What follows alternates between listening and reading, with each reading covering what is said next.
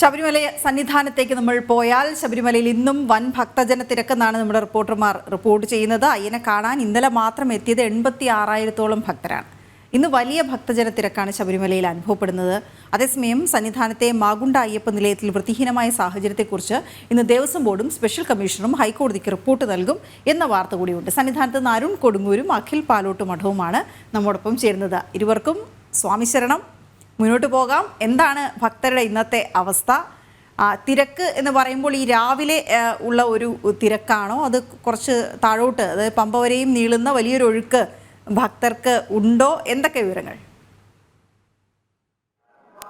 തീർച്ചയായും ഇന്നും വലിയ രീതിയിലുള്ള ഒരു ഭക്തജന തിരക്കാണ് സന്നിധാനത്ത് അനുഭവപ്പെട്ടുകൊണ്ടിരിക്കുന്നത്. അതിന് ഏറ്റവും പ്രധാനമായി എടുത്തു പറയേണ്ടത് 12 വിളക്കിന് ശേഷം മലയാളികളടക്കമുള്ള തീർത്ഥാടകരുടെ എണ്ണത്തിൽ ഒരു ഗണ്യമായ വർധനയുണ്ടായിട്ടുണ്ട്. ഇന്നലെ മാത്രം 86,000-ഓളം തീർത്ഥാടകരാണ് സന്നിധാനത്തേക്ക് ഇന്ന് എത്തിയത്. അതോടൊപ്പം തന്നെ ഇന്നും അതിന് സമാനമായ രീതിയിലുള്ള ഒരു ഭക്തജന തിരക്ക് സന്നിധാനത്ത് അനുഭവപ്പെടുമെന്നാണ് ഏറ്റവും പ്രധാനപ്പെട്ട കാര്യം. എന്തായാലും അതിന് സമാനമായുള്ള ഒരു തിരക്ക് തന്നെയാണ് ശബരിമലയിൽ അനുഭവപ്പെട്ടുകൊണ്ടിരിക്കുന്നത്. ഇപ്പോൾ വീണ സ്വാമി ശരണം, എന്തായാലും അരുൺ പറഞ്ഞതുപോലെയാണ് ശബരിഗിരീശനായ പൊന്നമ്പലവാസൻ അയ്യപ്പസ്വാമിയെ കാണാൻ വലിയ ഭക്തജന തിരക്ക് തന്നെയാണ് ഇപ്പോൾ 18ാം പടി കയറി സ്ഥാനത്തേക്ക് എത്തിക്കൊണ്ടിരിക്കുന്ന കാഴ്ച നമ്മൾ കാണുന്നത്. വീണ സൂചിപ്പിച്ചതുപോലെ തന്നെ ഈ തിരക്ക് അത് ഇപ്പോൾ നമുക്ക് അറിയാൻ സാധിക്കുന്നതനുസരിച്ച് താഴത്തെ വലിയ നടപ്പന്തലും അതിനുശേഷം മരക്കൂട്ടം വരെ ഉണ്ട് എന്നതാണ് നമുക്ക് ഇപ്പോൾ അറിയാൻ സാധിക്കുന്നത്. കാരണം രാവിലെ 5 മണി മുതൽ 6 മണി വരെയുള്ള കണക്കനുസരിച്ച് ഏകദേശം 21,000 പേർ, അതായത് വെർച്വൽ ക്യൂ വഴിയും സ്പോട്ട് ബുക്കിംഗ് വഴിയും ചെയ്ത രാവിലത്തെ 1 മണിക്കൂറത്തെ കണക്ക് ശബരിമല PRD തന്നെ പുറത്തുവിടുമ്പോൾ ഉള്ളത് 21,000 പേരാണ്. ഒരു ദിവസം 80,000 പേരെന്ന നിലയ്ക്ക് നിജപ്പെടുത്തിയിട്ടുള്ള ഈ കണക്കിലാണ് രാവിലെ 1 മണിക്കൂർ കൊണ്ട് തന്നെ ഏകദേശം 21,000 അയ്യപ്പ ഭക്തർ സ്വാമിയെ കാണുന്നതിലേക്ക് വേണ്ടി മല ചവിട്ടി എത്തി എന്നുള്ള ഒരു കണക്ക് നമ്മളെ മുമ്പിലുള്ളത്. എന്തായാലും സന്നിധാനത്ത് നല്ല ക്രമീകരണങ്ങളോടുകൂടി തന്നെ അയ്യപ്പ ഭക്തർ ഇപ്പോൾ ശബരി ദർശനത്തിലേക്കായി പോകുന്നുണ്ട്. നമ്മുടെ ദൃശ്യങ്ങളിൽ കാണുന്നത് പോലെ തന്നെ അയ്യപ്പന്മാർ ഇപ്പോൾ 18ാം പടി കയറി അവിടെ നിന്നും വലിയ നടപ്പന്തലിലേക്കുള്ള പോകുന്നുണ്ട്. സന്തോഷം അത് തന്നെയാണ്. ഭക്തനും ഭഗവാനും ഒന്നാകുന്ന ഇടത്തേക്ക് നോയമ്പ് നോറ്റെത്തിയ ആ ഭക്തരുടെ ഒരു മനസ്സിലെ ഒരു വികാരം തന്നെയാണ് ഏറ്റവും പ്രധാനമായി എത്തുന്നത്. എന്നാലും 18ാം പടി എത്തുന്ന ഭക്തർക്ക് ഒരുപാട് ത്യാഗങ്ങൾ സഹിച്ചാണ് ഇവിടേക്ക് എത്തുന്നത്.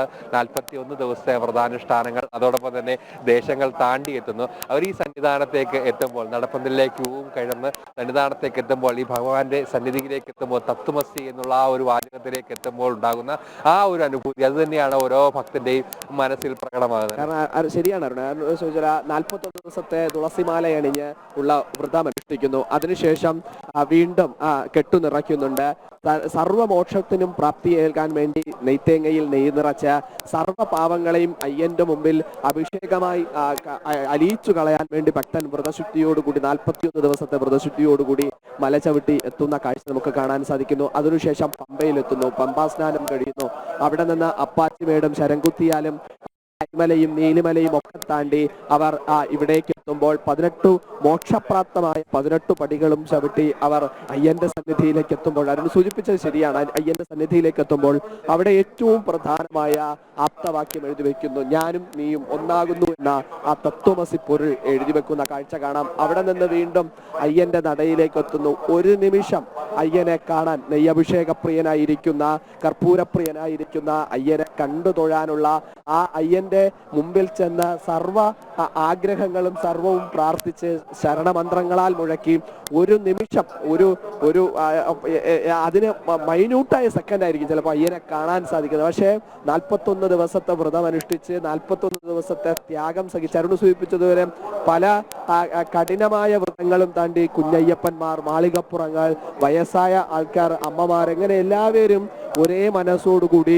ഒരേ വ്രതശുദ്ധിയോടുകൂടി കഴുത്തിൽ തുളസിമാലയണിഞ്ഞ് ഓരോ അയ്യപ്പ ഭക്തനും അയ്യന്റെ മുമ്പിലെത്തുന്ന കാഴ്ച അത് പറഞ്ഞറിയിക്കുന്നതിനും അപ്പുറത്താണ് നമുക്ക് ഇവിടെ കാണാൻ സാധിക്കും. നമ്മൾ ദൃശ്യങ്ങളിൽ കാണുന്നത് പോലെ തന്നെ അയ്യപ്പന്മാരുടെ മുഖത്ത് ഇന്നലെ രാത്രി നടയടച്ചതിനു ശേഷം ചിലപ്പോൾ മരക്കൂട്ടത്തോ അല്ലെങ്കിൽ വലിയ നടപ്പന്തലിലോ ഒക്കെ കാത്തുനിന്ന മണിക്കൂറോളം കാത്തുനിന്ന അയ്യപ്പ ഭക്തന്മാരാണ് ഇപ്പോൾ ഈ വരിയിൽ ഇപ്പോൾ നമ്മൾ ദൃശ്യങ്ങളിൽ കാണുന്ന എനിക്കും അരുണിനും പുറകിൽ കാണുന്ന ഈ നീണ്ട ക്യൂവിൽ നിന്ന് അയ്യപ്പന്മാർ വരുന്നത്. പക്ഷേ അതിന്റെ ഒരു പ്രയാസം പോലും ഇവിടെ നിൽക്കുന്ന ഒരു അയ്യപ്പന്മാരുടെ മുഖത്തില്ല എന്നതാണ് ആ പൊന്നമ്പലത്തിനകത്തിരിക്കുന്ന അയ്യന്റെ മുമ്പിലേക്ക് എത്താനുള്ള സന്തോഷമാണ് അവരുടെ മുമ്പിലുള്ളത് എന്നതാണ് നമുക്ക് ഏറ്റവും അനുഗ്രഹപ്രദമായി മാറുന്നത്. അവരുടെ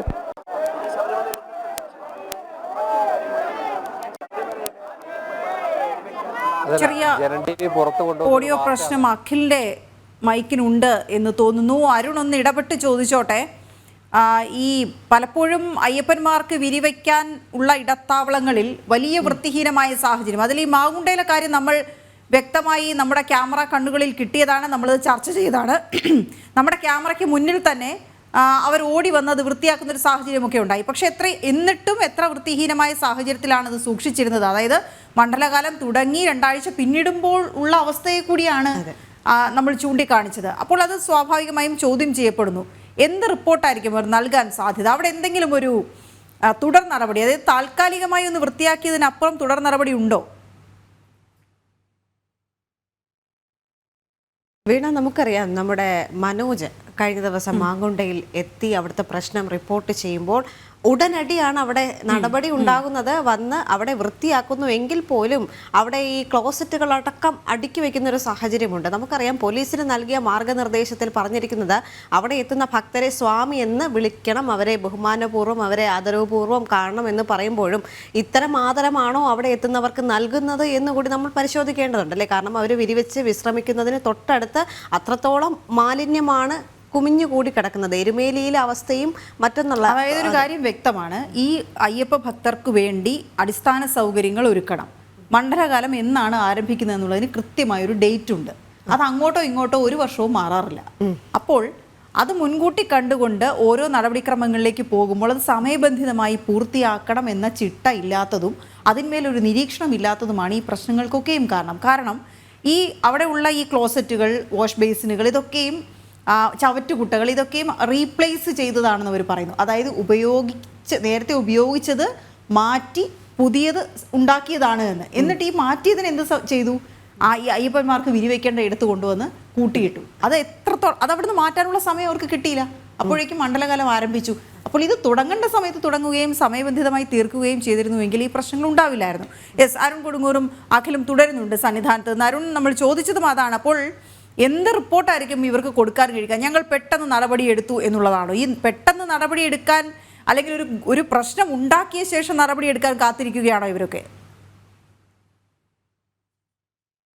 ഏറ്റവും പ്രധാനപ്പെട്ടത് നമ്മുടെ ദൃശ്യങ്ങളിലടക്കം ആ ഒരു തെളിവായി കൊടുക്കാനുള്ള ഒരു സാധ്യതയാണ് നിലവിലുള്ളത്. കാരണം ഈ ഒരു വാർത്ത റിപ്പോർട്ട് ചെയ്ത് കേവലം 1 മണിക്കൂറിനുള്ളിൽ തന്നെ ഈ പ്രശ്നം പരിഹരിക്കാനുള്ള ഒരു ഇടപെടൽ ദേവസ്വം ബോർഡിന്റെ ഭാഗത്തുനിന്ന് ഉണ്ടായിരിക്കുന്നു.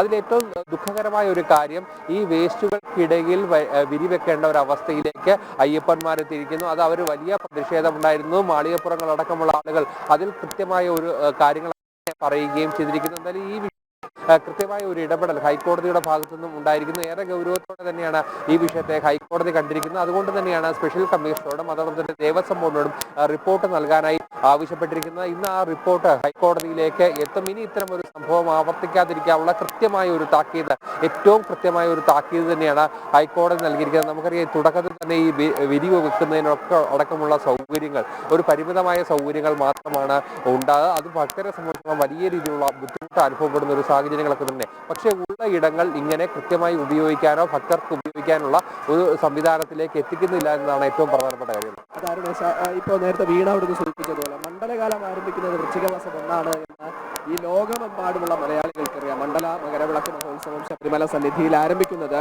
അത് വൃശ്ചികമാസം 1-ാം തീയതിയാണ്. അതിലൊരു മാറ്റം പോലും ഉണ്ടാവില്ല. കാരണം ചില ക്ഷേത്രങ്ങളിലെ ആചാരങ്ങൾക്ക് ഒരു നിമിഷം പോലും മാറ്റം ഉണ്ടാകാതെയാണ് പോകുന്നത്. അപ്പോൾ വൃശ്ചികമാസം 1-ാം തീയതി ലക്ഷക്കണക്കിന് കോടിക്കണക്കിന് അയ്യപ്പ ഭക്തരെത്തുന്ന സന്നിധാനത്തെ അയ്യപ്പന്മാർക്ക് സുഗമമായ രീതിയിൽ വിരമിക്കാനുള്ള സൗകര്യം ഒരുക്കുക എന്നുള്ളത് അത് സർക്കാരിന്റെയും ദേവസ്വം ബോർഡിന്റെയും പരിപൂർണമായ ഉത്തരവാദിത്തം തന്നെയാണ് എന്നുള്ള കാര്യത്തിൽ ഒരു സംശയമില്ല. നേരത്തെ അരുൺ സൂചിപ്പിച്ചതുപോലെ തന്നെ സന്നിധാനത്തെ മാങ്കുണ്ടം അയ്യപ്പ സന്നിധാനത്ത് ഏറ്റവും വൃത്തിഹീനമായ രീതിയിലായിരുന്നു അത് ഉണ്ടായിരുന്നത് എന്നത് നമ്മൾ തന്നെ പ്രേക്ഷകർക്ക് മുമ്പിൽ, അയ്യപ്പ ഭക്തന്മാർക്ക് മുമ്പിൽ നമ്മൾ കാണിച്ചതാണ്. എത്രമാത്രമാണ് ചവറുകൾ കൂട്ടിയിട്ടിരിക്കുന്നത്, മലമൂത്ര വിസർജന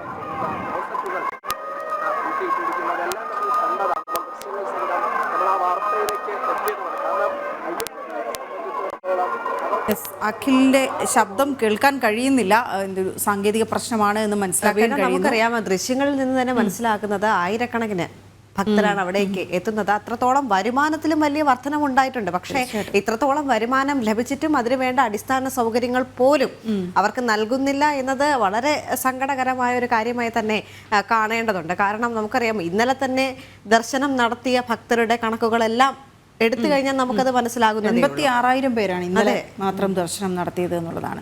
അപ്പോൾ തന്നെ ഈ പമ്പയിൽ നിന്ന് സന്നിധാനത്തേക്കുള്ള വഴിയിലൊക്കെയും അയ്യപ്പന്മാർ കാനനപാത ചവിട്ടി പോവുക എന്നുള്ളതല്ലേ, കല്ലും മുള്ളും ചവിട്ടി പോവുക എന്നുള്ളതാണ് പറയുന്നത്. പക്ഷേ അതുവഴി ട്രാക്ടറുകൾ നിരന്തരം ഓടുന്നുണ്ട്. അപ്പോൾ ഒരു കൃത്യസമയം വെച്ചു ഇങ്ങനെ ഈ ട്രാക്ടറുകൾ ഓടരുത് എന്ന് പറഞ്ഞിട്ട്. പക്ഷേ അതിന് തോന്നുമ്പോഴെല്ലാം ട്രാക്ടറുകൾ ഓടാറുണ്ട് എന്നുള്ളതാണ്. അതിന് പ്രത്യേക സമയക്രമമൊന്നും അവർ പാലിക്കാറില്ല എന്നുള്ളത് നമ്മൾ ആദ്യമേ തന്നെ റിപ്പോർട്ട് ചെയ്ത വിഷയമാണ്. അതുകൊണ്ട് തന്നെ കൂടുതൽ നിയന്ത്രണം കൊണ്ടുവരുന്നുണ്ട് എന്നും അറിയുന്നു. അതിന് അവരിപ്പോൾ എടുത്തിരിക്കുന്ന തീരുമാനം എന്ന് പറയുന്നത് തിങ്കൾ മുതൽ വെള്ളി വരെയുള്ള ദിവസങ്ങൾ, അതോ തിങ്കൾ അല്ലെങ്കിൽ വെള്ളി ഈ രണ്ട് ദിവസങ്ങളിലും ട്രാക്ടർ ഓടാൻ അനുവദിക്കില്ല എന്നുള്ളത്. ഞായറാഴ്ചയും അവധി ദിവസങ്ങളിലും രാത്രി മാത്രമാണ് ട്രാക്ടറുകൾ ഓടിക്കാൻ അനുവാദമുള്ളത് എന്ന ഒരു റിപ്പോർട്ട് കൂടി വരുന്നുണ്ട്. അപ്പോൾ അതെങ്ങനെയാണ് തീരുമാനം എടുത്തിരിക്കുന്നത് എന്നുകൂടി അരുണിൽ നിന്ന് നമുക്ക് അറിയേണ്ടതുണ്ട്. ആ തീരുമാനം എങ്ങനെ നടപ്പാക്കുമെന്ന് കൂടി അറിയേണ്ടതുണ്ട്. കാരണം നടപ്പാക്കാനോ അത് നിരീക്ഷിക്കാനോ അതിനെ നിയന്ത്രിക്കാനോ ആളുകളുണ്ടോ എന്നുള്ളതും അയ്യപ്പന്മാരുടെ അത്തരം കാര്യങ്ങളിലുള്ള ഇടപെടലുകൾ എങ്ങനെയാണ് എന്നുകൂടി നമുക്ക് അറിയേണ്ടതുണ്ട്. ഏതായാലും ഈ ട്രാക്ടറുകൾ ഓടാൻ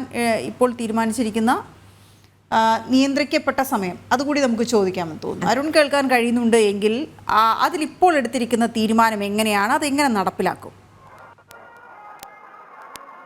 തീർച്ചയായും 12 വിളക്കിന് ശേഷം ഈ ഭക്തജന തിരക്ക് കൂടുന്ന ഒരു സാഹചര്യമുണ്ടായി ശബരിമലയിൽ. ഇതിന്റെ ഒരു അടിസ്ഥാനത്തിലാണ് ഈ ഒരു പുതിയ തീരുമാനത്തിലേക്ക് പോയിരിക്കുന്നത്. എന്തായാലും കൃത്യമായ ഒരു നിയന്ത്രണം ഈ ട്രാക്ടറുകൾക്ക് ഉണ്ട് എന്നതാണ് ഏറ്റവും പ്രധാനപ്പെട്ട കാര്യം. എന്തായാലും വരും ദിവസങ്ങളിലും ഈ തിരക്ക് വർദ്ധിക്കുന്നതിനനുസരിച്ചുള്ള ഒരു നിയന്ത്രണങ്ങൾ തന്നെ ഈ ട്രാക്ടറുകൾക്ക് ഒരുക്കിക്കൊണ്ടുള്ള ഒരു കൃത്യമായ ഒരു ഇടപെടൽ തന്നെയാണ് ഉണ്ടായിരിക്കുന്നത്. 2 ദിവസങ്ങളിൽ, അതായത് തിങ്കൾ വെള്ളി ദിവസങ്ങളിൽ ട്രാക്ടറുകൾ പൂർണ്ണമായും സർവീസ് നടത്താനാകില്ല എന്നുള്ള ഒരു തീരുമാനമാണ് ഇപ്പോൾ എടുത്തിരിക്കുന്നത്. അതിന് ഏറ്റവും പ്രധാനമായി എടുത്തു പറയേണ്ടത്, അത് പക്ഷേ വീണ നേരത്തെ സൂചിപ്പിച്ച പോലെ അത് എങ്ങനെ നടപ്പാക്കും, അതോടൊപ്പം തന്നെ അതിനുണ്ടാകുന്ന പ്രതിസന്ധി, പ്രത്യേകിച്ച് ഈ ഗ്യാസ് അടക്കം കൊണ്ടുവരുന്നതിനുള്ള ഒരു സംവിധാനങ്ങൾ, അത് ഗ്യാസ് നിയന്ത്രണങ്ങൾക്കൊക്കെ ഇവിടെ കൃത്യമായ നിയന്ത്രണങ്ങൾ, അങ്ങനെ ഒരു വലിയ പ്രതിസന്ധി കൂടി ഇതിനപ്പുറത്തേക്കുണ്ട്.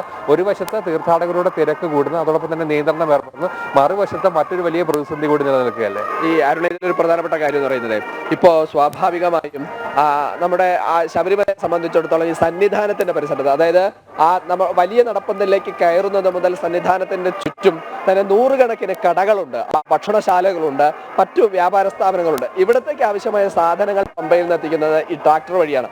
സന്നിധാനത്തെ പൂജാ സാധനങ്ങൾ എത്തിക്കുന്നത് അത് ട്രാക്ടർ വഴിയാണ്.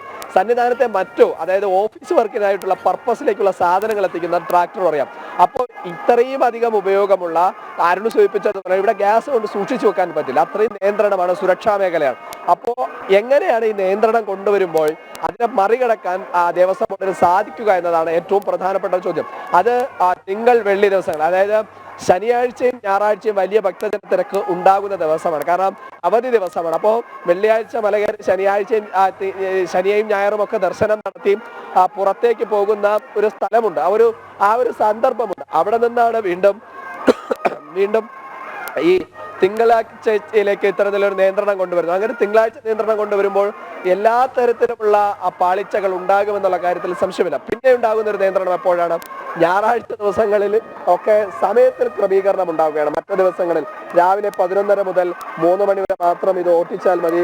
ഈ അവധി ദിവസങ്ങളിൽ, ഞായറാഴ്ചയും അവധി ദിവസങ്ങളിലും ഒക്കെ രാത്രി മാത്രം ഈ ട്രാക്ടർ ഓട്ടിച്ചാൽ മതി എന്നുള്ള തരത്തിലൊക്കെയാണ് ഈ നിർദ്ദേശങ്ങൾ വരുന്നത്. പക്ഷെ ശബരിമലയെ സംബന്ധിച്ചിടത്തോളം രാവും പകലുമില്ല. അയ്യപ്പ ഭക്തന്മാർ ഒരുപോലെ കടൽ തിരമാല ഏതെങ്കിലും നിമിഷം അവസാനിച്ച് നിൽക്കുമെങ്കിൽ അത് മകരവിളക്കിന് ശേഷമായിരിക്കും ശബരിമലയിലേക്കുള്ള അയ്യപ്പന്മാരുടെ തിരമാല അവസാനിച്ച് നിൽക്കുക. അങ്ങനെയുള്ളപ്പോൾ ഒരു സമയക്രമീകരണം ഉണ്ടാകുമോ എന്നുള്ള കാര്യത്തിൽ നമുക്ക് എങ്ങനെയാണ് അതിനൊരു മാറ്റം വരുത്തുക എന്നുള്ള കാര്യത്തിൽ അത് ദേവസ്വം ബോർഡ് തന്നെ വ്യക്തമാക്കണം. അത് അപ്രായോഗികമായിട്ടുള്ള ഒരു സർക്കുലർ ആയിട്ടാണ് എനിക്കതിനെ തോന്നുന്നത്. കാരണം ഈ അരുൺ നേരത്തെ സൂചിപ്പിച്ചതുപോലെ ഈ ട്രാക്ടർ മാത്രമല്ല, ഇവരും ചില ക്രമീകരണങ്ങൾ പുതിയതായി വരുത്താൻ പോകുന്നുണ്ട് എന്നുകൂടി കേൾക്കുന്നുണ്ട്. എങ്ങനെയാണ് ഈ ദേവസ്വം ബോർഡിന് ഇത്രമാത്രമുള്ള, അല്ലെങ്കിൽ ബോർഡ് പ്രസിഡന്റ് തന്നെ അല്പസമയങ്ങളിലുള്ളിൽ എത്തുന്ന ഈ കാര്യങ്ങളൊക്കെ തന്നെ അദ്ദേഹം വിശദീകരിക്കുമെന്നാണ് നമുക്ക് മനസ്സിലാക്കുന്നത്. നമ്മൾ ദേവസ്വം ബോർഡ് മെമ്പറിനോട് ചോദിച്ചപ്പോൾ അല്പസമയത്തിനകം പ്രസിഡന്റ് വന്ന് പറയട്ടെ എന്ന് അടക്കമാണ് പറഞ്ഞത്. കാരണം ഇന്നലെയാണ് മാളികപ്പുറത്തെ നാളികേരം ഉരുട്ടുന്നതടക്കം മാളികപ്പുറത്ത് അത് വിഷയം കിടക്കുന്നു. മാളികപ്പുറത്ത് വസ്ത്രം എറിയുന്നത് അടക്കമുള്ള പട്ടും അതുപോലെ തന്നെ ഇതൊക്കെ എറിയുന്നതുമായി ബന്ധപ്പെട്ടുള്ള ചില വിവാദങ്ങൾ കിടക്കുന്നുണ്ട്. അപ്പോൾ അതിൽ പ്രതികരണം നടത്താൻ പ്രസിഡന്റ് വരട്ടെ എന്ന് ബോർഡ് മെമ്പർ കൈയൊഴിയുന്ന കാഴ്ച നമ്മൾ കണ്ടതാണ്. എന്തായാലും സന്നിധാനം ഭക്തിനിർഭരമാണ്. അയ്യപ്പസ്വാമിയുടെ പൂങ്കാവനത്തിലേക്ക് എല്ലാ മനസ്സും അർപ്പിച്ച് എല്ലാ മോക്ഷപ്രാപ്തമായി ഓരോ അയ്യപ്പനും കയറി വരുന്ന കാഴ്ച നമുക്ക് കാണാൻ സാധിക്കുന്നുണ്ട്. തത്വവസ്തുപൊരുളായ പൊന്നമ്പലവാസന ഒരു നോക്ക് കണ്ട് അവിടെ വലിയ തിരക്ക് അനുഭവപ്പെടുന്നു എന്ന് ദൃശ്യങ്ങളിൽ നിന്ന് മനസ്സിലാകുന്നുണ്ട്. ഇനിയും അവർക്ക് വേണ്ട അടിസ്ഥാന സൗകര്യങ്ങൾ ഒരുക്കി കൊടുക്കേണ്ടത് ദേവസ്വം ബോർഡാണ്. എപ്പോഴും ദേവസ്വം പ്രസിഡന്റ് പറയുന്നത് പോലെ എല്ലാ സൗകര്യങ്ങളും ഒരുക്കിയിട്ടുണ്ട് എന്ന് പറയുമ്പോഴും ഇത്തരം പരിമിതികൾ അവിടെ ഉണ്ട് എന്നുള്ള കാര്യത്തിൽ തർക്കമില്ല. അരുൺ കൊടുങ്ങൂരും അഖിൽ പാലോട്ടുമടവുമാണ് സന്നിധാനത്ത് നിന്ന് തത്സമയ ദൃശ്യങ്ങളും റിപ്പോർട്ടുകളുമായി ചേർന്നത്.